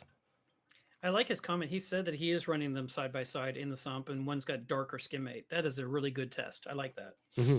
No, that's pretty cool. Good to know. That's really neat. Yeah, they're like by far the fanciest skimmers I've ever owned. Like I bought them when they were on like a sweet sale, like way back when. Yeah. And then one of them had an issue and ended up getting another one. And then it worked out well in the end. So now I have two. Okay. Um, Now you got all the parts you ever could use. well, no, because I actually was like, oh, I actually want this other model. And I got the other model. Oh. And then I fixed the other one. So now I have two. So it all Okay. worked out well in the end. But originally, like, there was like some defect in the pump or it was like tripping the breaker because there's like a in the Red Dragon pump in the back. And so they ended up sending me a new pump at the end of the day, Wow. which was great. Yeah, But- yeah. So yeah, lots of fun. So yeah, I don't know, but they're quiet. They work well. Not the cheapest. I slightly worry about parts if it ever dies, but it's a future problem. If the AC Yeah. pump ever dies, though, I'm gonna totally find a DC pump and just try and make it fit, and hopefully it works as well. That'd be good. I think so. Future DIY out of necessity one day. You do like your DIY. I don't know. I just like projects. I like creating things. It's fun. I have too much to do in my life to deal with projects. I had the same problem. And half the things I build for customers are projects when you think about it, because I do a lot of one-off work, a lot of custom. When people say, I want to be this many inches and this wide, and I want to have this one bulkhead, I'm like, all right. And I said, just send me a sketch, and then I build what they need. So I do that a lot. That's fun though. You get your fix. Yeah. Yep. Okay, I do have to wrap her up pretty quick because the family's starting to bug me. But so any last questions we didn't get to, feel free to ask again. Dun, dun, dun. Your chance. Reef Supplies can get parts for Bubble King. Thank you, Steve. I appreciate that. Good to know. I know two to bug. Dun, dun, dun. So MSTG Killer, it stands for Mustang Killer. Car guy 2. I had a fast Camaro and now a fast Challenger. Nice. I didn't see that. Okay, cool. That makes sense. Thank you. That's awesome. How did Yeah. I miss that? Reef Where's Supplies is that at? awesome. Oh, there it is. Got it. Car guy. Yep, that makes sense. Nice. Dun, dun, dun. Yeah, kind of makes me miss my old muscle cars from way back when. Right. They were fun. I never got into those. No? I mean, okay, there was one car I wanted when I was young. I wanted a Firebird with a Pontiac Firebird with the flaming eagle on the hood. I wanted that. I had one. And my dad told me, absolutely not. And I was like, that's the car I want. And he's like, no. So he asked me, like, I don't know, 20, 30 years later, aren't you glad you never got that car? I'm like, no, I wanted that car. I'll find a picture later and I'll send you because I had one. Did you? Yes, I had a 77 Trans Am. And it was cherry Wow. black and a 400 big block. Had so much power. Like Nice. now though, I go bankrupt in gas because like you could pin it and like watch the gas gauge move. But you could be parked, turn the wheel and hit the gas, and you'd be doing donuts. Had so much power. It was a fun car. So I when I was young, I went through a lot of Ford Fairmonts. Mhm. It's not a special car, it's just a four-door sedan. Yeah. But it had a monster engine and the body was super light. And I remember I was in front of a friend's house and I just hit the gas because I was gonna, lay a scratch on the concrete. And my car didn't move for 20 seconds. It just did this. And I'm just sitting there and he's looking at me and I'm looking at him because I'm just like, I want to blast away. And he's just staring at me and I'm still not moving because the tire hasn't grabbed the road yet. All this smoke. I left 2 black marks in front of his house forever that his I can't remember if it was a spouse or a mother or something. Somebody was mad. But it was so funny. Anyway, I totaled so many of those cars because they were so fast and I love driving fast. And I just kept buying another Ford Fairmont because I knew it was great. And I could get them for like $1,500. And so I just get another one and I total it. I buy another one, get it, total it, buy another one, total it. I was really bad about smashing up cars when I was young. Fair enough. Good times, good times. I'm trying to see if I have a picture of my old field. Oh, nice. Even Mustang Killer had a Trans Am. See? Man, it was a fun car. Like That's what I wanted. Now that you're saying it, it was a Trans Am I wanted. Yeah, that is correct. I kind of miss it. I thought it was just a Pontiac Firebird, but I'm wrong. It was Trans No, I Am. had my little pimped out body kit car, and then I had my muscle car, and yeah, it was fun way back when. Oh my God, I had a Pinto too. And the first car I bought was the Pinto, and it was canary yellow. It was so hideous. So I took it up to Chevrolet. That's who makes Pinto, right? Chevrolet? Yes, Chevy Pinto. I took it up there and said, look, I want you guys to paint this two-tone. I want the top to be metallic red, and then I want a flat black bottom all the way around. And they said, no problem. And I this is a long time ago, but I paid something like $900 for that paint job. And it Yeah. was like 6 weeks later. I'm like, where's my car? And like, we're still working on. I'm like, oh my God, you could have done 20 cars by now. What is the deal? Like, there's been a lot of rain. The humidity's up. I'm like, oh my God, are you telling me when it rains, you can't paint a car? I mean, for 6 weeks. I'm like, oh, we're working on it. I'm like, I don't believe you. So I drove up there with, however I got there. I can't remember. Maybe my mom drove me. And when I got there was a Corvette that was half on the rack and half fell off the rack and was shattered. And I'm like, where's my car? Because if you're dropping cars, I don't want my Pinto here anymore.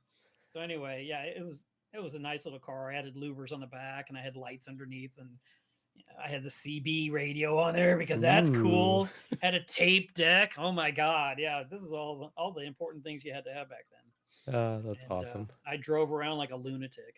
I was well known in the neighborhood for my speeding. Okay, when I find them later, I'll send you some photos. In my Pinto. The Pinto. Good times. I do like cars that go fast, but I like the comfort of something big. I know like when I had a Ford Explorer, I loved stepping up into that versus getting down into a squat car. I don't like that feeling. I like being up high and looking down on cars when I drive. Yeah, that's why I drive a Tundra. I have this huge truck that takes up like 3 lanes, and I just go down the middle of the freeway. It's so fun. Yeah, I understand that logic. They each have their own appeals. Yeah. Hence all the different ones over the years. Yeah, I can't find it. I've never tried the Ultra Reef Skimmer. I haven't either. I wanted to, but it was like an inch too big to fit my sump compartment, so it didn't make the short list. But I've heard good things. I don't know if Greg's in the chat or not, but I know he has one. I'm pretty sure he did. I've heard good things, so I would definitely try one. Yeah. Yep. It might be good. Yeah, no, they're supposedly built really well and supposed to be good. Man, the thing is, once you have something you really like, you stop looking at what else is on the market.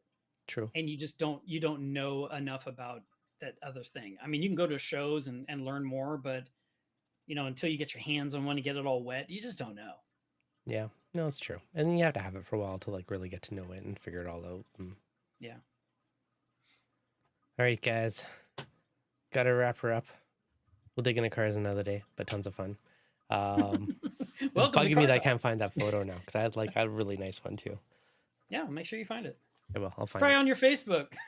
It might be. Probably if I scroll back for like there's probably a folder. 20 years. Yeah. Dun, dun, dun. It'll look super fast. The Aquatic News Network. Hello, Earthlings. Hello. So what are you going to make for dinner for your family tonight? Yeah, I don't know. Good question. I'm going to make pork chops. Sounds good. I'm going to walk my dog and make pork chops, and then I have to do some more work, and then I have some more work to do after that. Yeah, that's all right. Very busy night. Like no rest for you. I know. God. Just every day has project. Yep. Okay, I give up. I can't find it. Drive me nuts. Dang it. Yeah, another day. Pork chops and applesauce. Yep. Now you want to copy my dinner? No. I'm just reading comments. Some applesauce. Yeah, why not? Yeah. It's good. Or sauerkraut. Yeah, I can go give or take on that one. Pork and beans. Yeah. To go with your pork chops. Thanks for hanging on today's live stream of Antics with Mark. And dinner and cars and actual reefing. Big mix. Final Mac and Anthony, thank you guys for super chats. Always appreciated. Hopefully this was fun, entertaining, and educational. And yeah, we will see you guys on next week's live stream. Are you still doing your live streams every Saturday? I do. I won't be this Saturday because I'm going to go see my grandson for his birthday. Okay. Well, in 2 weeks, you can see Mark on a Saturday. Yeah. Otherwise, we will catch you guys next Wednesday. 2:08 p.m. Central. What time? 2:08 p.m. Central. Perfect. Just like my 10 after time. All right, guys. Have a wonderful night. Bye.